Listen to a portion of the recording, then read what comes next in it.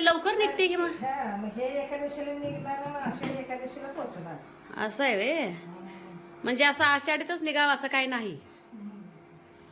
चला, जसं गुरु आलाय तसं देवपूजा आईंकडे गेले तर आई देवपूजा करणार आहेत. तर आई बोलतात की देवपूजा गुरुला जरा समजस्तोर करणार. आणि इकडं बघा, आणि आठवड्याची देवपूजा जी असते 1 दिवसाची पूर्ण, जसं की देव घासून वगैरे जे आंघोळ घालतो तर ते मी घालते. मग बाकीचे 7-8 दिवस राहतात. मग ते आईना मी देवांना फक्त आंघोळ घाला असं बोलत असते, म्हणजे आईना लोड होत नाही. तर इकडं डब्याला घेवड्याची भाजी,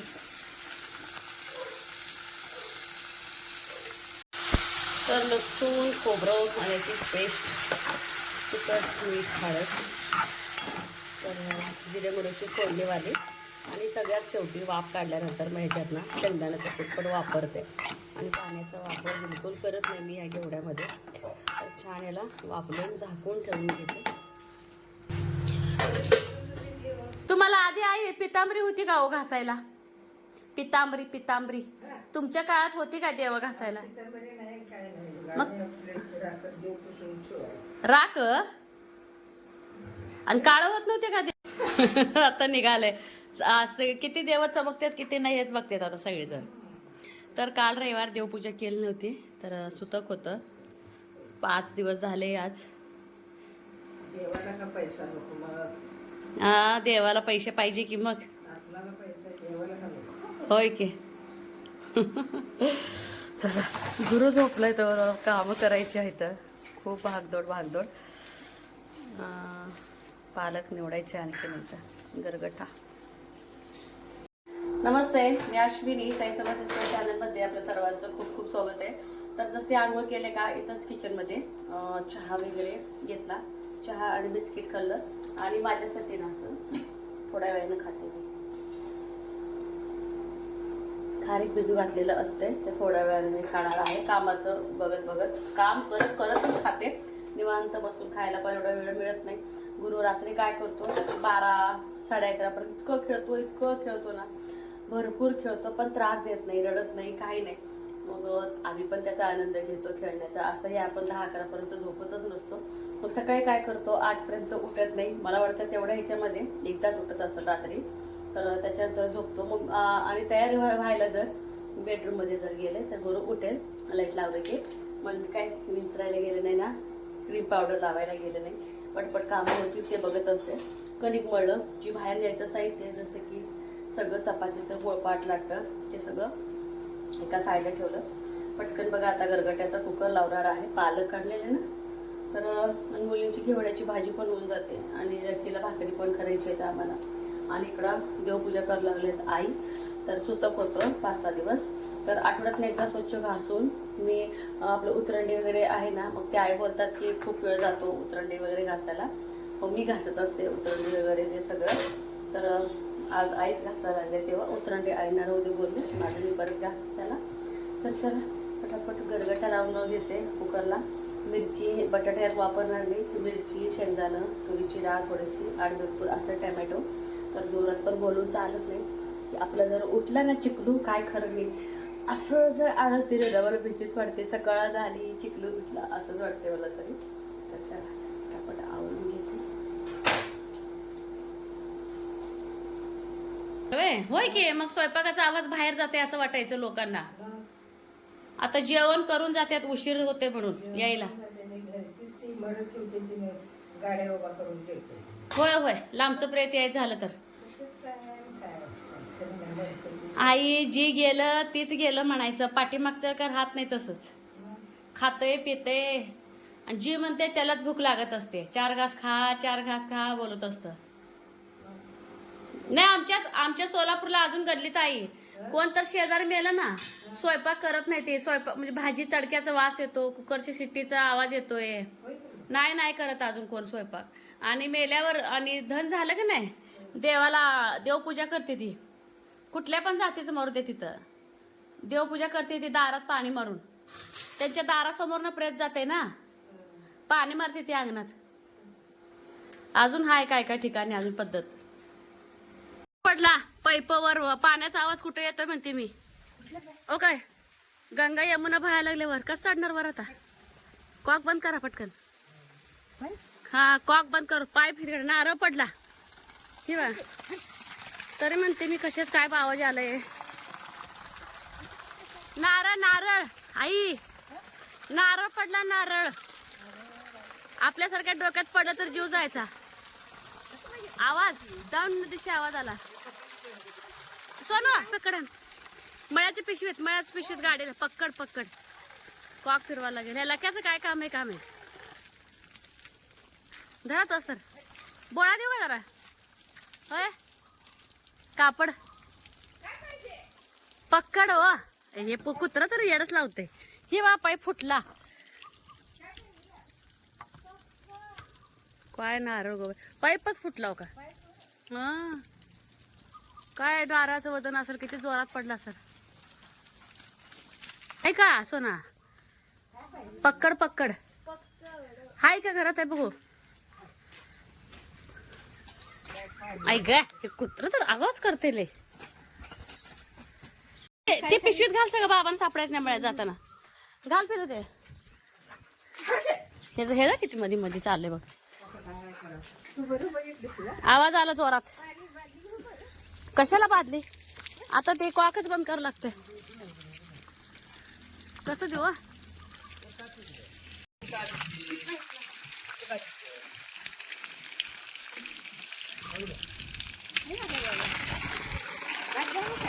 काय बादली आणता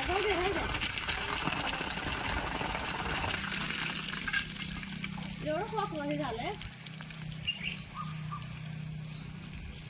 चला जे जाणारे टॉयलेटला त्यांनी पाणी घेऊन जाणे काय आजी बादली आली.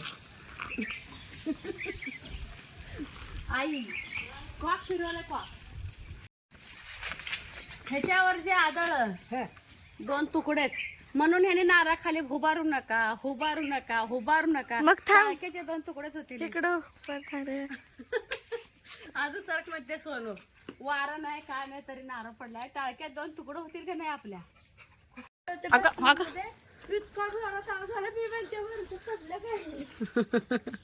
पाणी घेऊन जावा. हा मला वाटलं टाकी फुटली झालं 2 तुकडं म्हणलं. आता काय नाही जाऊ दे थोडक्यात गेलं.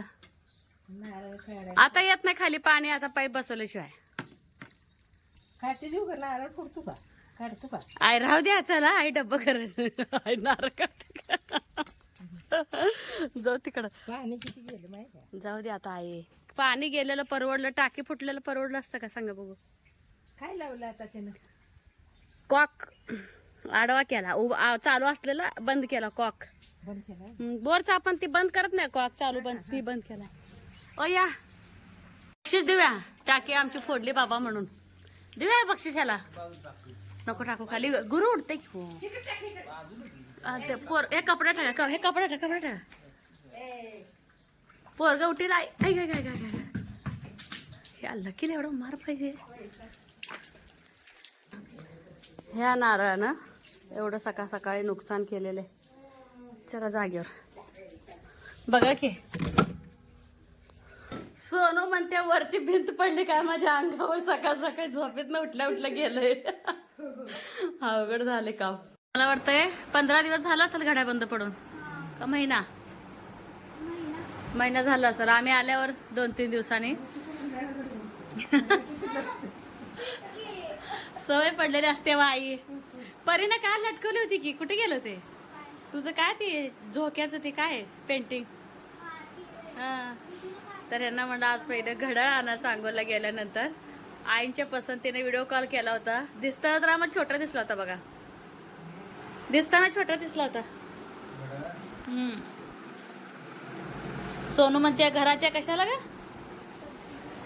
घराच्या पर्सनॅलिटीला मॅच होते म्हण घड्याळ. आजी त्याला दाखवा ना हातात. आजी म्हणली चांगलं सांग. बर दाखवा. चांगलं आई.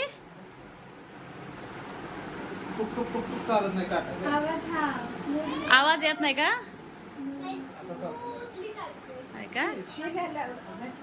टायमिंग बरोबर लावा. पोरांना शाळेत जाताना घाई गडबड व्हायला नको. अरे किती वाजले ती? 4:15 वाजले ती.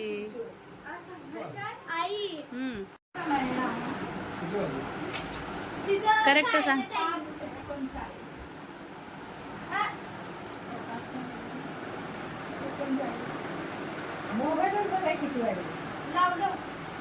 सध्या सगळं जे काय परी सई सांगते तेच बाबांचं. आहा सुंदर दिसाले, सुंदर दिसायला. हा छान दिसाले. परी तू बोलल्याप्रमाणे का सई बोलते की घराला असं मॅच होते. ते ऑनलाईन पेक्षाही बरं आहे. ऑनलाईनचं खात्री नसते. कुठला फोटो मिळते 150-200 रुपये भेटते. साईज बारकी येते, कळत नाही आपल्याला साईज. साईज असं मोठंच पाहिजे. मस्त स्वस्त मिळते. इतक्या छान छान व्हरायटी असते. मागच्या वर्षी महाग होतं का? एवढंच चालतं. 1 वर्ष एवढाच आला बारका तो निळा बंद पडलेला. 1 वर्ष जर बंद झालं तर दुसरं बदलून जाणार. हे दुकानमध्ये फोटो मध्ये एवढं दिसत होतं ते आधीचं. जरा लुक भारी ना. हा पुढच्या वर्षी जरा खरेदी कलर पण द्यायची. काय ती मागून होतं काय? थोडंसं बजेट आहे. मागवलेलं होतं. अरे किती बारकी. आणि फोटोमध्ये एवढं जयश्री सावंतताई म्हणून आहेत का, तर त्यांनी बोललेले लोणचं, लिंबाचं लोणचं की अश्विनी साल त्याची कडक झाले. लिंबाचं लोणचं तो दाखव. माझं तर लिंबाचं लोणचं संपलंय. मी थोडंच केलेलं होतं आणि माझं पण साल थोडंसं कठीण झाली होती. जेव्हा मी वहिनीला विचारले ना, त्या बोलले की जेव्हा आपण पाक करतो ना, पाक जरा जास्तीचा जर पुढं गेला की मग ते साल कठीण होते. त्यामुळे तो साल कठीण झाला असणार आहे. पण काय हरकत नाही, साल आपलं चघळायचं आणि सरळ टाकून द्यायचं. पण लोणच्याची चव खूप छान असते. तर कठीण होतेच थोडीशी साल. तर ह्या वर्षी काय मी अजून लिंबाचं लोणचं वगैरे काय घातलं नाही. आणि तुम्हाला तर माहिती आहे कैरीचं लोणचं माझ्या आईनं दिलेलं आहे. तर त्याच लोणच्यावरती आता मी भागवणार आहे. तर सध्या तर मी ना लोणचं खात नाही. तरी 1-2 वेळा खाल्लेलं तरी काही गुरु उलटी काही केला नाही. एक ताई बोलतो जे की तिखट खायला चालू केली. खरं सांगू का, गुरु जन्मल्यापासून नॉर्मल तिखट मी खातच राहिले. आता पण मी खातेच. दररोजची भाज्या जी असतात तसं सुरुवातीपासून खात आल्यामुळे गुरुचा पोटा जो पोटाचा आहे अगदी व्यवस्थित ते काय म्हणतात जम बसल्यासारखं झालेले. जास्त तिखटपणे सप्पकपणे अशा पद्धतीचं मी खाते. आणि घड्याळ छान वाटायला लागलं एकदम. म्हणजे मागून या काय करायचं. बाळाला बघायला आला वास काय नसतं हिमात्या. बाळाला बघायला ना असं काय नाही. तुम्ही आणलेल्या चिगळ्याची भाजी खाते मी, मग बाळाला जाते. ते प्रोटीन युक्त आहार जाते. हा खराब झालाय. कामाला जात नाही का आता? कामाला तुम्ही सांगत ना मग काय कुठे काय आता आमच्या मळ्यात आता नाही मका कोणाकडे लावली नाही लावली नाही. मग काय केलं? त्या कशात होते टोकन पेरले त्याने होय 2-3 वर्ष. आता युरिया आपण पहिला टाकत होतो ना, आता त्या ठिबकनं जाते युरिया. आपण पहिलं काय काय खतं टाकत होतो ना, ते बी सगळं ठिबकनं जाते. आणि काढायला गड बोलल्या मका बघून आला का माझ्याकडं? होय लिंबुळ्याला गेली. आता बघू बाळ आता 4 महिने झाल्यावर. लिंबू आहे ते का हो? पाऊस नाही काय नाही. मस्त गावले की बाय. हा थोड्या आमच्या मळ्या भोवती लांब काय अंदाज गेली नाही काय नाही. पोरं आणत होती आपली. काय लिंबुड्या एवढी आणायची 3दा चिक्यापाशी यायचं 4दा. तुम्हाला शेपट्यात बसत होतो वजच यायचं. आणि पाठीनं होत नाही दुखते पाठ माहिती. यंदा संघ होती त्याने छान निवडून आणले आपली चिगळ्याची भाजी. आणि माझे सगळे किचनवरती एवढं पाणी कसं सांडलंय. तर वांगे चिरले होते. तर म्हटलं चला ह्या डब्यात टाकू. ह्यातच वांगे होते माझे. तर कुठं तरी लिकेज झाले तर गळा लागला. असं किचन सगळं पाणी. तर यासाठी ग्रेव्ही पण तयार केले होते. चला म्हणलं आता राहू दे. विमात त्याला पहिलं चहा ठेवलाय. बघू पिलो कसं दिसते परवा. ये केले बाळा कसं दिसतंय. मावशीने ड्रेस आणलेला बघू बाळाला. सुंदर सुंदर देखना देवटा. काय फिटिंग करावं लागते का जरा बघू जरा. तू स्थिर कर उभार. शॉर्ट करायचंय कशाला रे परी फ्रॉक्स. तू ह्याची लेंथ कमी करू नकोस. हा फक्त तेवढं फिटिंग करू नये. जा काकीकडनं करून आणते का. जोपर्यंत आता आपली मशीन आता बाहेर काढत नाही. गुरुचं पाळणं नॉड लाव. सगळ्यात 1 नंबर असतंय गे कापड काकीकडं. खरंच असतंय. तुझा तू असंच जा परी म्हणजे काकीला कळते अंदाज. आणि बाबू झोपलाय तिथं. गेल्यावर गरज होत नाही तसं नसते असं असं बी असतंय. नको नको आम्ही फक्त आजीचा आशीर्वाद पाहिजे आम्हाला बस. एवढा तसं काय नसतं इमा. आणि ते मला लवकर लवकर येणं होत नाही. झोप मला टिपकं लावून आमच्या बाप्याहून पुरीवणी.